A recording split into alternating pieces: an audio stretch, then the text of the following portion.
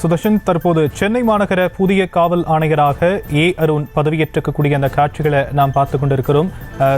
சென்னையில் சட்டம் ஒழுங்கு பிரச்சனை சரியில்லாத காரணத்தினால் தற்போது இவர் பொறுப்பேற்றுக் கொண்டிருக்கக்கூடிய நிலையில் இவருக்கு முன்னாடி இருக்கக்கூடிய சவால்கள் என்னென்ன விஷயங்களை இவர் அடுத்தடுத்து கையாள இருக்கிறார், அது குறித்தான முழு விவரங்கள் சுதர்ஷன்.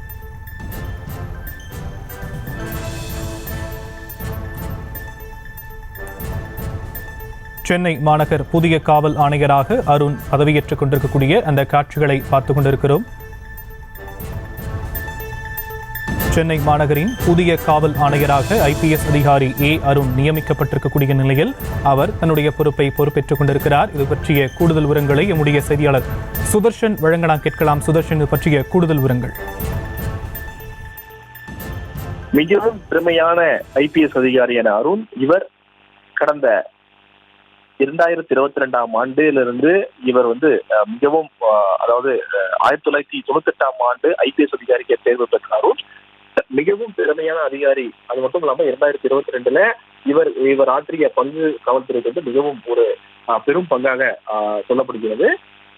தொடர்ந்து எப்பவுமே சென்னை காவல் ஆணையர் டிஜிபி ரேங்க்ல இருக்கக்கூடிய அதிகாரி தான் நியமிக்கப்படுவாங்க. ஆனால் காவல் ஆணையராக அருண் நியமிக்கப்பட்டுள்ளது. அதாவது ஏடிஜிபி ரேங்க்ல இருக்கக்கூடிய அந்தஸ்து அதிகாரி நியமிக்கப்படுறது முதன்முறையாக என்று சொல்லப்படுகிறது. அதாவது முதல் முறைனா ஏற்கனவே மகேஷ்குமார் அகர்வால் சென்னை மாநகர காவல் ஆணையராக இருந்தார். அவர் ஏடிஜிபி ரேங்க் அந்தஸ்து அதிகாரி தான். ஆனால் அவர் சிறிது காலம் மட்டும்தான் இருந்தார். அதே போல தற்போது வந்திருக்கக்கூடிய அருணும் ஏடிஜிபி ரேங்க் அதிகாரி தான். அதாவது எப்பவுமே காவல் ஆணையர் பொறுத்த தற்போது தரம் குறைக்கப்பட்டு ஏடிஜிபி கேடராக மாற்றப்பட்ட அந்த பொறுப்பு அருணுக்கு தற்போது வழங்கப்பட்டிருக்கிறது. தமிழ்நாடு காவல்துறையுடைய சட்டம் ஒழுங்கு ஏடிஜிபியாக இருந்த அந்த அருணுக்கு காவல் ஆணையர் பொறுப்பு வழங்கி தமிழக அரசு உத்தரவிட்டிருக்கிறது. 1998ஆம் ஆண்டு பேட்ச் ஐபிஎஸ் அதிகாரி அருணுக்கு சொந்த ஊர் சேலம். இவர் சென்னை பல்கலைக்கழகத்துல பிஇ மெக்கானிக்கல் இன்ஜினியரிங் படிப்பும், உஸ்மானியா பல்கலைக்கழகத்துல காவல்துறை மேலாண்மை பிரிவுல பட்டய படிப்பும் முடித்திருக்கிறார். இந்திய காவல் பணி பயிற்சி முடித்தவுடன் நாங்குநேரி, தூத்துக்குடி ஆகிய உட்கோட்டங்கள்ல உதவி காவல் கண்காணிப்பாளராகவும், கரூர், கன்னியாகுமரி மற்றும் திருப்பூர் மாவட்டங்கள்ல காவல் கண்காணிப்பாளராகவும், பின்னர் துணை ஆணையராக சென்னை அண்ணாநகர் மற்றும் புனித தோமையார்மலை மாவட்டங்கள்ல பணிபுரிந்ததோடு தமிழ்நாடு குற்றப்புலனாய்வு துறையில காவல் கண்காணிப்பாளரும் பணிபுரிந்திருக்கிறார். 2012ஆம் ஆண்டு காவல்துறை துணைத் தலைவராக பதவியேற்பட்டு திருச்சி கழக காவல்துறை தலைவராகவும், சென்னை மாநகரில் போக்குவரத்து வடக்கு மண்டலம் மற்றும் சட்ட ஒழுங்கு தெற்கு மண்டலத்துல இணை ஆணையராகவும் பணியாற்றிருக்கிறார். 2016ஆம் ஆண்டு காவல்துறை ஐஜியாக பதவி பெற்று திருச்சி மாநகர காவல் ஆணையராகவும், சென்னை பெருநகர காவல்துறையுடைய கூடுதல் ஆணையராகவும் பணியாற்றிருக்கிறார். 2021ஆம் ஆண்டு 2வது முறை திருச்சி மாநகர காவல்துறை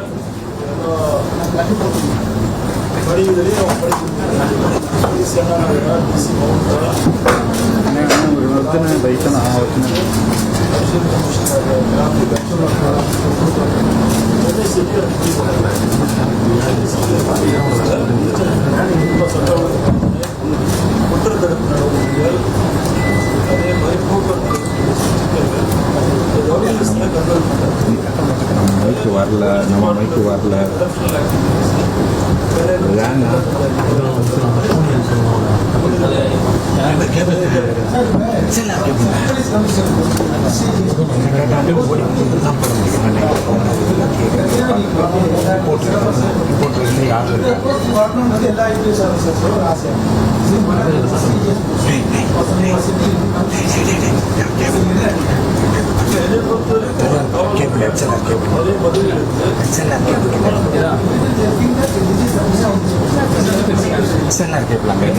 அவர்கிட்ட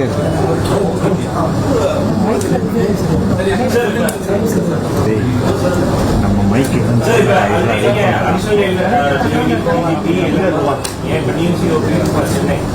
whatever it is, roles and responsibilities are same to you. But என்னன்னா எல்லாரும் கம்ப்ளீட்லி ஃபெயிலியர் அப்படின்ற மாதிரியான விஷயங்கள்லாம் அப்போஷன் தொடர்ச்சியாக சொல்லியிருக்காங்க. இல்லை இது எப்படி ஹேண்டில் பண்ண போறீங்க? வாட் ஆர் யூ ஸ்பெசிஃபிக்னா அதாவது சட்டம் ஒழுங்கு சீர்குலைஞ்சிருச்சு அப்படின்னா எதை வச்சு சொல்றது?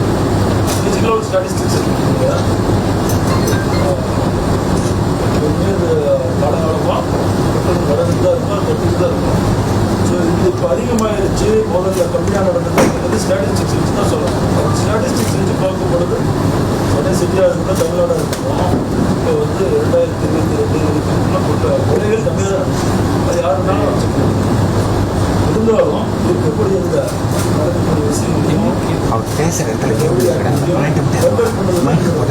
அவர்கிட்ட சொல்கிறார். இது ஒரு பொதுவான ஒரு குற்றச்சாட்டு. இன்டெலிஜென்ஸ் வந்துட்டு அவருக்கு உயிருக்கு அச்சுறுத்தல் இருந்தது அப்படின்னு சொல்லியிருக்காங்க. பட் வந்து காவல்துறை வந்து சரியான நடவடிக்கை நடவடிக்கை எடுக்கலாம், எடுக்காத அதிகாரிகள் சார் புறநகர் பகுதியில் சார் சென்னையில்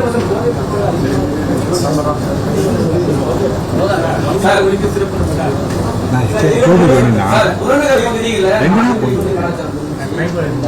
டைப் பண்ண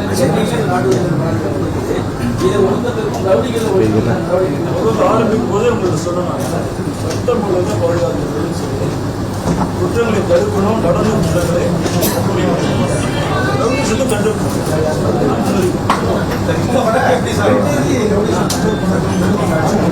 சொல்லுண்ணா.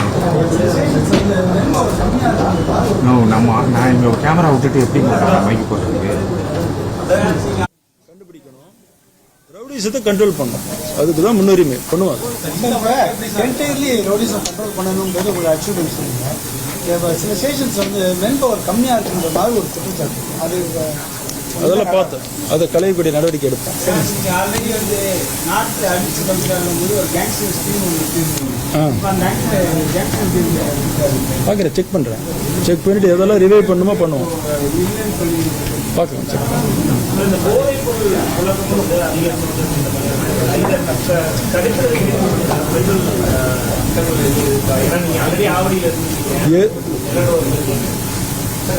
தினமும் ஒரு திட்டம் கொடுக்கறதுனால ஒரு பிரயோஜனம் கிடையாதுங்க. ரெகுலர் போலீசிங், ப்ரொஃபஷனல் போலீசிங் பண்ணாலே போதும். போலீஸ் அதிகாரிகளும் சரி, காவல் அதிகாரிகளும் ஆளுநர்களும் அவங்களோட பொறுப்பை உணர்ந்து பண்ணக்கூடிய ப்ரொஃபஷனல் போலீசிங் வாங்க. அதை ரெகுலராக பண்ணாலே எல்லா குற்றங்களும் குறையும். அதை பண்ணுறதுக்குள்ள ஏற்பாடுகள் பண்ணுவாங்க. ஆம்ஸ்ட்ராங் வழக்கு பற்றி நான் கருத்து சொல்ல முடியாது. இப்போதான் வந்து நான் பொறுப்பு ஏற்றிருக்கிறதுனால இதுக்கு மேலே தான் சார்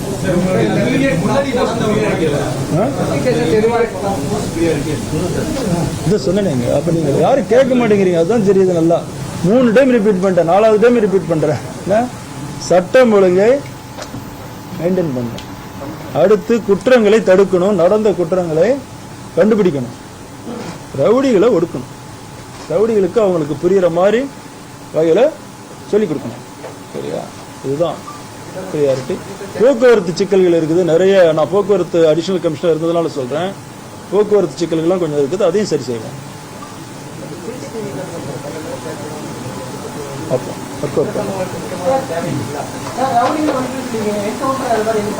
என்கவுண்டர்ன்றதுலாம் அப்படி ஒரு இதே கிடையாது.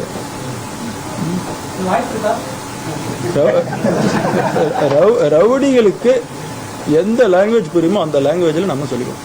சரியா? ஓகே,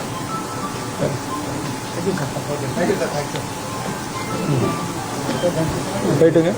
அதாவது என்னை நம்பி இந்த பொறுப்பை கொடுத்துருக்கிற அரசுக்கு கண்டிப்பாக, அரசுக்கும் முதலமைச்சர் அவர்களுக்கும் கண்டிப்பாக நல்ல பேர் கிடைக்கிற மாதிரி சட்டம் ஒழுங்கை காப்பாற்றுவோம், ப்ரொஃபஷனல் போலீசிங் பண்ணுவோம்.